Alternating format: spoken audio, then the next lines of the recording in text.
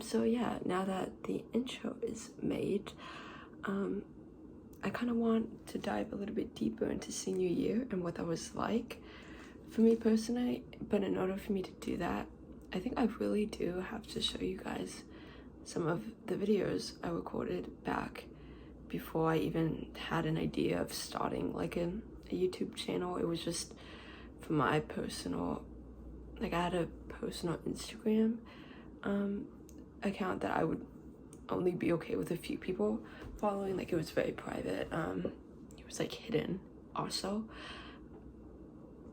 but I highly controlled who would watch some of the stuff on there, because some of the stuff on there was very like vulnerable, and it could be a little bit offensive depending on who clicked on it, because I was very honest. I mean, I didn't hide anybody's name, but in order for you guys to maybe to know what senior year was like for me and why this channel is existing to begin with, I think we have to start there.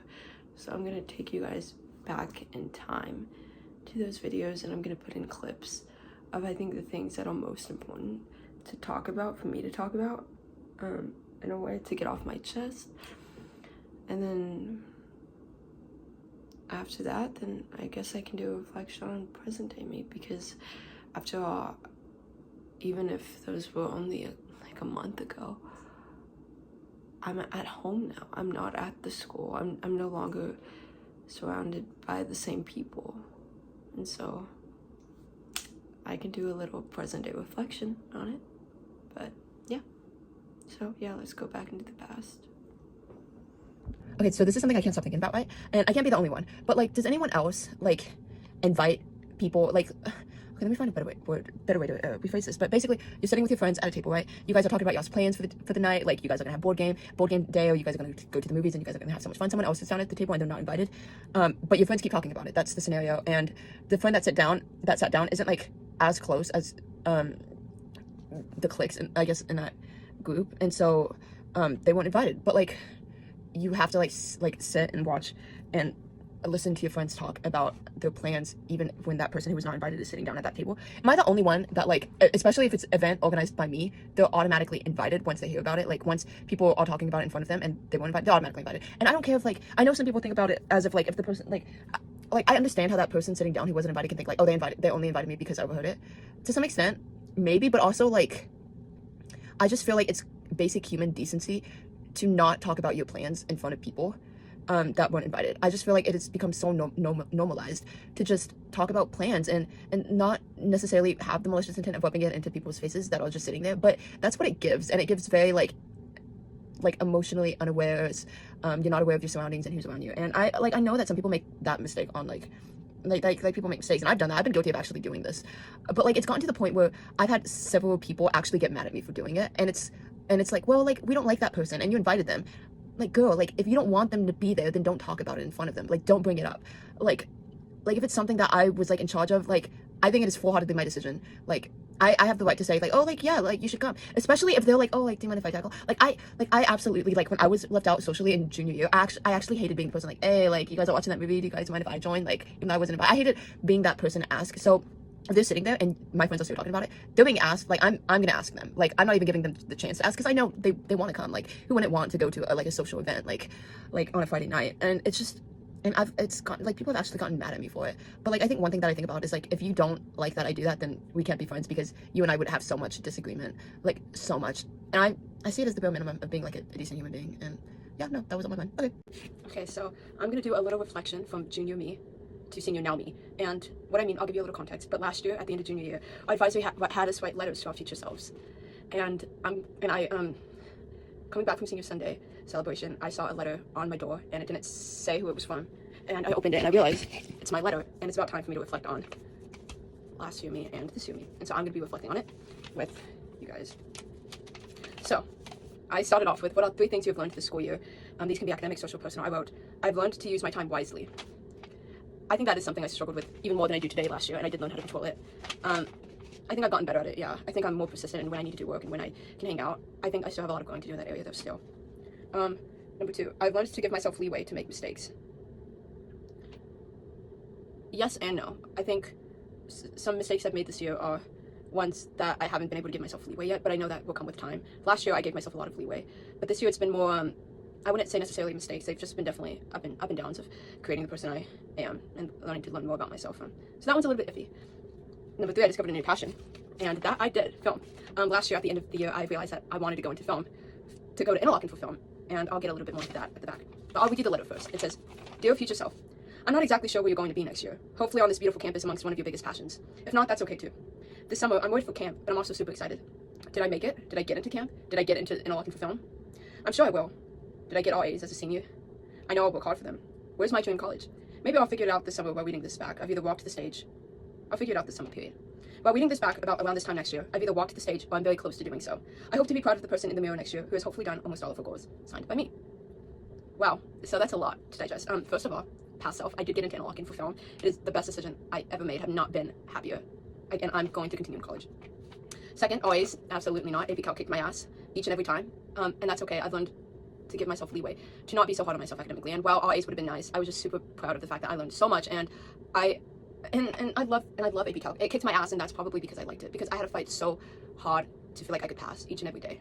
So I did not get all A's, but those grades don't represent who I am anymore. They used to be. I used to be super hard, and occasionally I still am, but I've learned to just let myself be more than a letter on the report card. Past self, you have not walked the stage yet. You're in fact very close to doing so. It's coming up, and you're excited, and I'm excited. I can start speaking, but I'm very excited. I can't wait to go into the next chapter. It's very bittersweet. I'm leaving a lot of special souls behind, ones that I cannot just drive 15 minutes to and see, even 4 hours to see. I'd have to book a flight, and that's the saddest thing about it.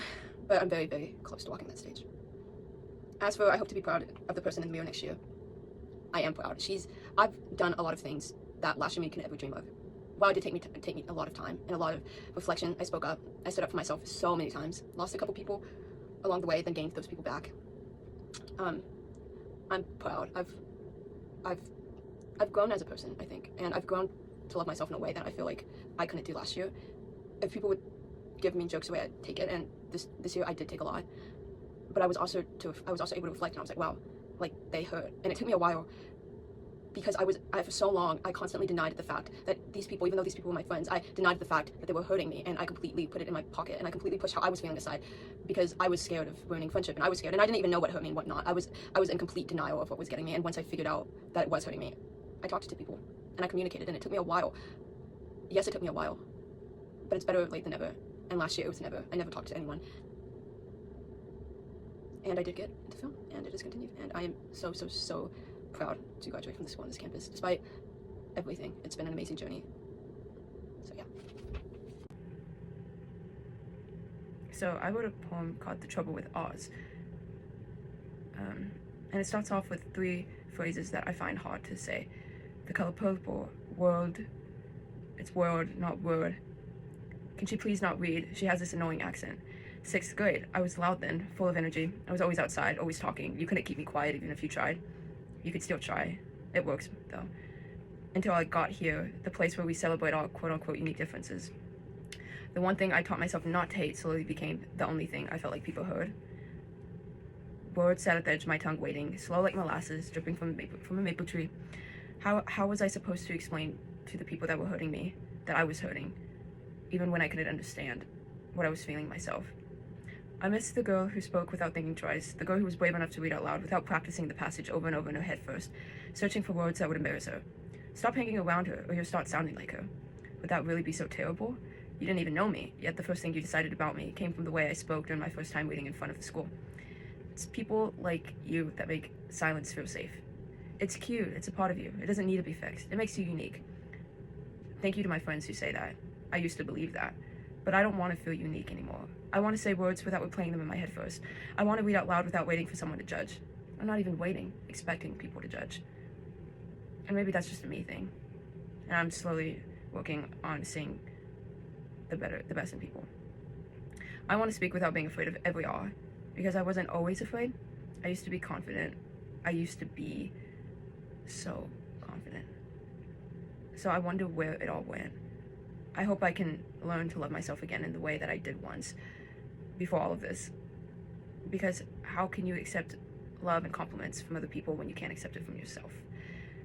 Okay, so Today is actually not about it at all. It's about how today was one of the best days ever imaginable. It was just such a great day. And so basically today we had an award ceremony, and some people in the different arts majors got called out, like not sorry, not like called out, but recognized, you know, as like not just great artists, but as like pretty human, like beautiful human beings. And I got recognized as the Golden Grip for film. And what that means is that it's the busiest person. And they said such sweet things about me before they announced my name. But they said things like, you know, she's worked on every single thesis says she's continued to spread positivity and joy throughout the community. And I got called, and I was so like flattered, and you stand up in front of the entire school and they clap, and it was such a moment that I can't even describe. Like I stood up and everything went like still for a moment before like everybody started clapping, and everybody, it was like such a beautiful moment, and I felt for the first time I felt like appreciated within my art. And it wasn't like I'm not meaning I'm talking about appreciation from friends or whatnot. I felt appreciation from the adults, and I was like so flattered. And then on this little Golden Grip thing, and then last of all for the seniors, they got each and every one of us. And people like complaining about this, Heike, but like, what are you complaining about? Like, genuinely, like, I don't think people understand how meaningful this gift is. What I'm about to give next, because I know my closest friends in my life would be so happy to get it. Like, Ella was happy to get it. Ella's on this account. I know Holly would be happy to get this if she got this, and they got given to her because she writes a lot. But we got a journal, and it says create a legendary life, and I got mine in such a pretty color too. But it's got all this space, and I actually do journal, and then we got a pencil, and it's so incredible. And I thought I'd share that because today was just a great day. And I'm Heike scared for the next part of the day because I have an AP Calc quiz tomorrow that I'm not sure I'm gonna pass. And then I have an IU Bio final in the morning, but I'm just done. I'm just so tired. But I thought that I would tell you guys that because it is such a great thing. Also, I'm also struggling to like put on lashes and things. I have like, not that anybody cares about this, but I do because I think it's funny. But I have some Fossy lashes for prom because I kind of want to go all out, and they are hard to put on. Like I have these little tweezers things and like glue. I don't know how to put them on. Like I struggled, and then by the time like I actually put them on, there was like this huge gap between that lash and my eyelid, so you can see like this big chunk of skin. But yeah, no, that's all I wanted to say. But at least right now, I'll probably come up with stuff later. Yeah, and it's like people were hugging me, telling me great job. It was just such like a nice moment, and I think I genuinely needed that in my life. Like I needed that. I needed a moment like that where I'm not seen. I was seen as contributing to a community that I didn't feel like I was contributing last year as a team player, and I felt something this year, and I felt it, and I felt it was just so beautiful. But yeah, that's it. Okay, bye bye. So you know, like if you like watch those videos, life got better, and it wasn't because all my problems were getting fixed, and it's just like I learned to fully like sit in them and sit in my feelings and just let things happen, and life got better because it got closer and closer to graduation, and I would get to go home and away from everything and everyone. And I think I just knew I needed a fresh start, and I'd miss the people, but I was just also like so ready, and I felt like my mood got better honestly the closer it is to graduation. And honestly with most people at Interlochen, it feels like it's the opposite because you're leaving all your friends behind. But I was just so ready to go home. At Interlochen, I lived in like a constant weight of stress, and stress was so bad. Like I had never been so stressed in my entire life. It got to the point where I would feel so tired, but I didn't really feel tired. The only way I could escape what I was feeling and escape my overthinking and escape my thoughts and my emotions was to sleep. And I didn't even need sleep sometimes. I just loved to sleep. And if I wasn't doing homework or hanging out with a couple of people that I wanted to hang out with, then I was just sleeping. I swear I could have slept like 7 hours out of the 12 throughout the day because I was genuinely that emotionally tired.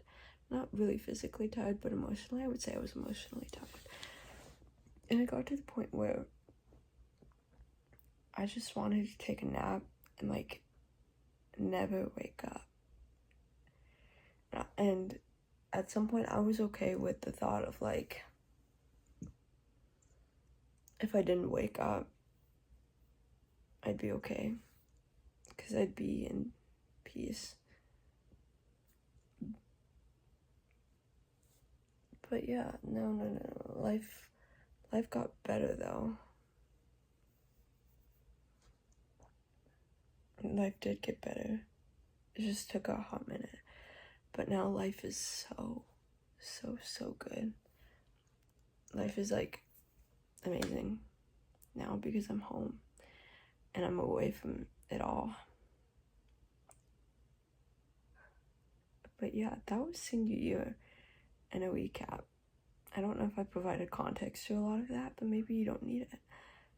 Because that's in the past, and I'm leaving it all behind. It's gonna be a distant memory.